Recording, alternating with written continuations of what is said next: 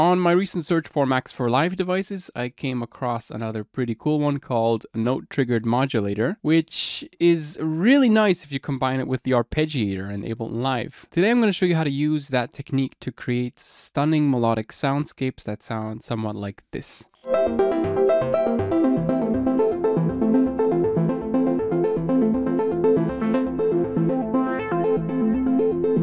Let's just jump straight into the video. I'm working with the Ableton Live 12 beta currently, but whatever I'm showing you today will also work with any other previous versions of Ableton Live. I'm going to show you why I'm using Live 12 in a second. We're going to load up an Arpeggiator. I'm going to type in ARP in the top left searching panel, MIDI effects, Arpeggiator. There we go. You can see that it looks slightly different in Ableton Live 12. Cool thing is that it has this scale lock feature, which comes in really handy for this trick that I'm about to show you today. We can click it and you can see that it automatically locks the scale down here. And up here we can set the scale. So let's go for E. Instead of going for major or minor, let's select Dorian sharp 4. That's interesting. Never really used that before, so let's just go for it today. After the Arpeggiator, I'm going to load up any sound. You can go into instruments and just search up a sound that you've saved. I kind of like the organ sounds from Ableton Live. This basic organ bass one sounds kind of interesting. You can just click yourself through these individual sounds that you have within the instruments library, but I'm going to stick with basic organ bass for now as the bass sound. And because the Arpeggiator is loaded before the organ bass, if I hit 3 notes or multiple notes at once, it plays those notes, which otherwise would have been a chord, as an arpeggio, as a sequence of notes. And those notes are locked to the scale because I've selected that here. If you don't have Ableton Live 12, if you don't have the scale lock feature, all you really need to do is just type in scale up here, go into MIDI effects, and then select a scale of your liking. And there we go, Dorian sharp 4. You could just load it up in here. This works in any other or previous version of Ableton Live as well. But since we have scale lock in Live 12, I'm just going to delete it and work with this for now. All right, now what we can do is group the basic organ bass. So hit Command G while it's highlighted. Open up our chain list. And within this chain list or this instrument rack, we can now add multiple synths. And what I'm going to do is load up a instance of Diva because I do like using Diva. I'm just going to load it up in here and choose a preset. It's playing that basic organ bass now with this Diva layer, and I can duplicate this Diva once more and maybe select an additional pluck sound.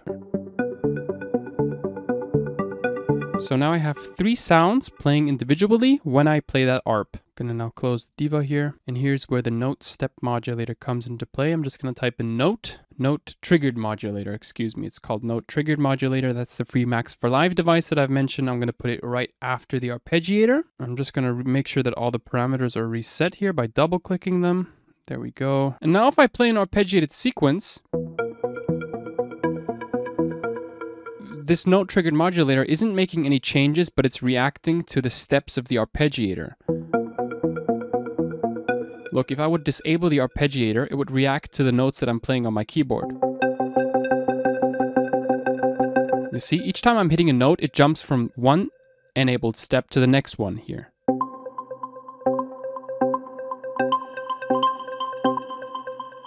So I can use the steps or the individual notes being input into this Note Triggered Modulator as modulation sources that I can map to certain parameters. I know that sounded that sounded incredibly nerdy, but just follow along. Let's just go back to the Arpeggiator, enable that one. And now you can use these steps, this Note Triggered Modulator, to modulate certain parameters of your synth. So maybe you could click map and map it to the filter cutoff of the basic organ bass. Now if we play the arpeggio, on those enabled steps, depending on the value that I set here, it will open up the cutoff. And if I enable multiple steps and change the value to a lower one, it will trigger that cutoff more times, but it will play it at a lower cutoff. So if we play, pay attention to the filter cutoff. Notice how it opens up completely on step 8, whereas on the previous steps, it just opens up a little bit. You get that accentuation. Da, da, da, da, da, da.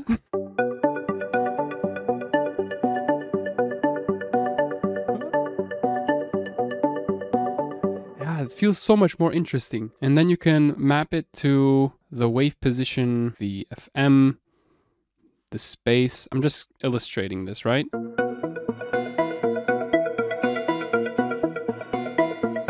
That sounds kind of trippy, so let's just dial back on those. Let's keep it with the filter cutoff though. I'm going to double click to reset these parameters here. Something that I figured out sounds really interesting is if you load up a pitch MIDI device. So go into MIDI effects, pitch, and put one on each and every single one of your devices. So we have one on the basic organ bass, another one on the Diva layer. I'm going to load another one on the last Diva layer here. And on all three pitch devices, we're going to make sure to scale lock them. So it changes from semitones, ST, to SD, which are the scale degrees. So let's just do that for each and every single one. We can use the note triggered modulator now to map it to the pitch of the individual instruments. So let's say we want to map it to pitch here of the last Diva layer. Now if we play an arpeggio, you can see that it changes the pitch of the last Diva layer, but I don't like it jumping to such an intense or high value. I want to keep it within a certain range, a narrow range. So I'm going to narrow it down over here and also decrease the steps over here, maybe just a few. Let's increase the range a bit more here.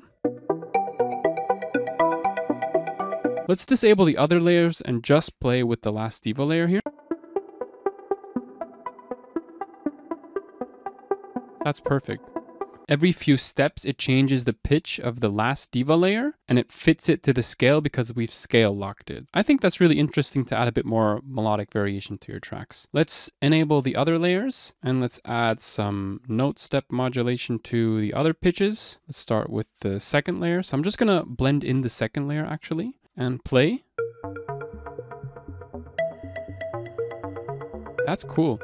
So maybe this could be like the lower octave layer, right? Just dial in on the range. Combine that with the last Diva here.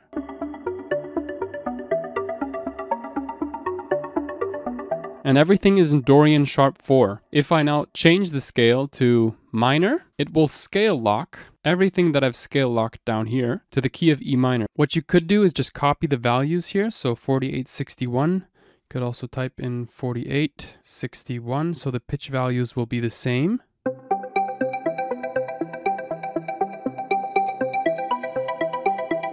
Let's blend in the basic organ bass now.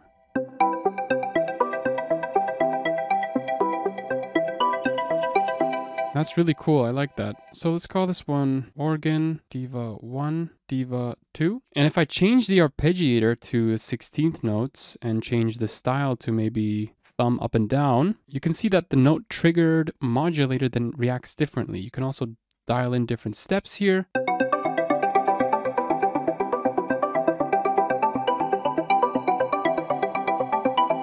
That is so cool. It's just a more fun way to use arpeggios.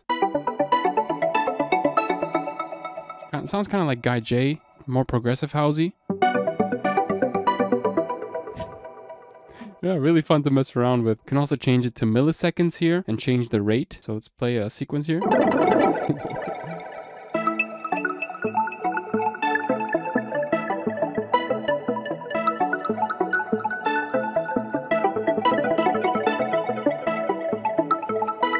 That is so dope. Like, imagine recording that to a new audio layer and taking your favorite snippets. I think you can get some really interesting melodies from that. For now, we're going to keep it on sync. Yeah, and you can just endlessly map these parameters to whatever you like. You can map it to the release maybe here, unison.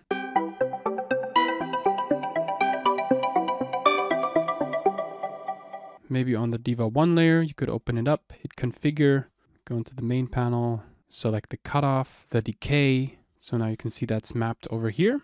And you can just simply click map. Map it to the frequency over here, and map it to the decay. So you have some extra modulation in there. Maybe change the depth so it's less intense.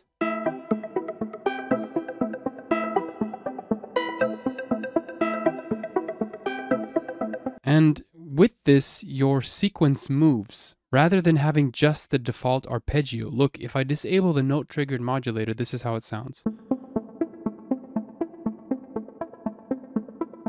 I'm playing 3 notes as a chord. Kind of boring. There's not a lot of life and movement in the sound. But if I enable the note triggered modulator,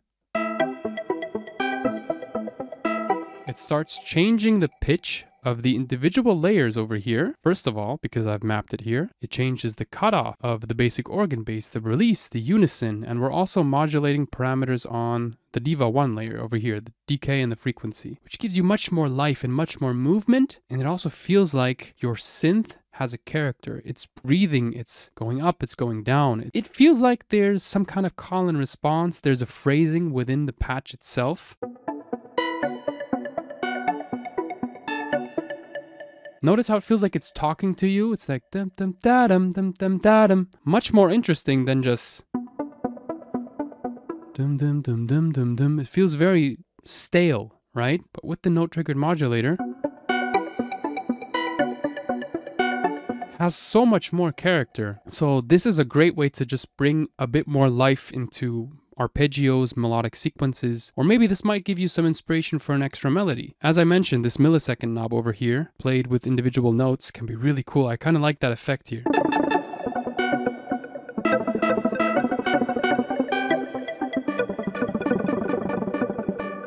Oh gosh. Yeah, it's really insane. That's the whole purpose of modulation. We're modulating things to give them life, to make them feel more like it's moving, right? Modulate, change. I just opened up another Ableton Live session where I already had something similar prepared. This is how it sounds. And I've mapped these three macros, frequency of the individual Diva layers, to my macro controller.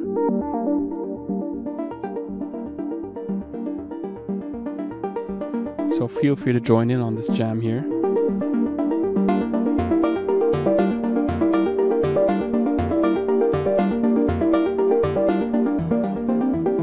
I'm playing different chords now. See, there isn't that much modulation going on.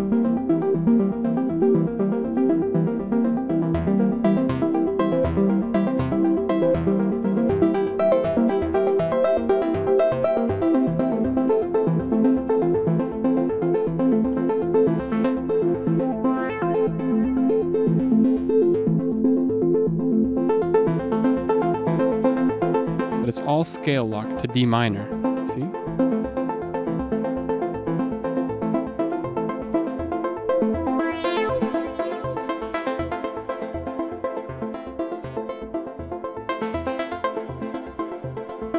Just playing around with the frequency here on these three guys.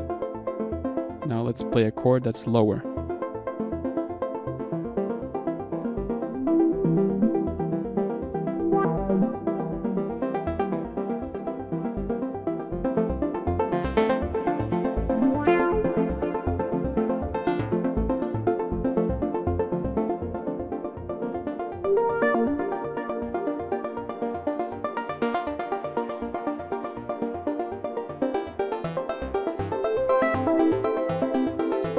Let's end it.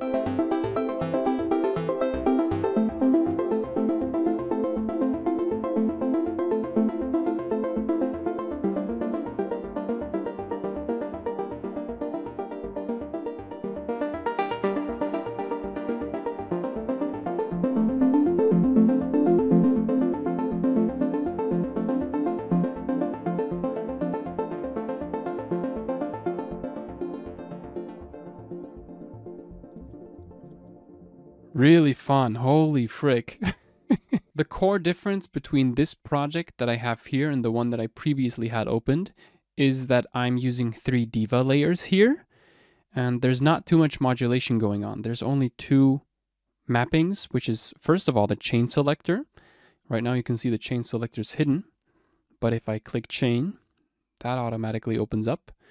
You can see all 3 Diva layers over here with these fades. If you want to create these fades, you can just kind of drag this upper bar here, right? By default, it should look something like this. If you open up your chain selector, you'll have all these 3 presets basically playing at the same time. But with the help of this little chain selector, this blue little thingy over here, you can fade in between the presets. So it's either one or the other. And if you dial down on the range here, you can tell this one, okay, maybe towards the end, when this chain selector is towards the end, you can't hear so much of the first preset. But the second preset, let's set the range maybe somewhere towards the middle. We can just drag and drop. And this note triggered modulator, this guy over here, I've just mapped it to this dude. You now click this dude and it maps it. Now if I play the sequence, you see? It starts jumping. This way the accentuation also changes, which can be really interesting. You can see a second mapping mapped to the pitch. If I double click the Diva layers, you can open them up. And only on the first layer does there seem to be some kind of modulation on the pitch. Yeah. On the other layers, nothing going on. And then I just mapped the frequency to the individual macros here. You see this one is mapped to macro 3, and then you can hit Command M and tweak your knobs on your MIDI controller, and then they just pop up in here. So whenever you play something, open up your MIDI controller. The sound reacts accordingly. And also you can see this instance of timeless on the Divas. Timeless is a delay by FabFilter, which is also really nice for creating offbeat types of interesting delays. And I have that loaded on all 3 layers of Diva. That's it for this tutorial. Thank you so much for watching. I hope it wasn't too complicated. Usually I keep my tutorials somewhat simple, but I feel like this was something really interesting that I discovered and I just wanted to share it with you. So enjoy. I'll see you in the next video. Peace.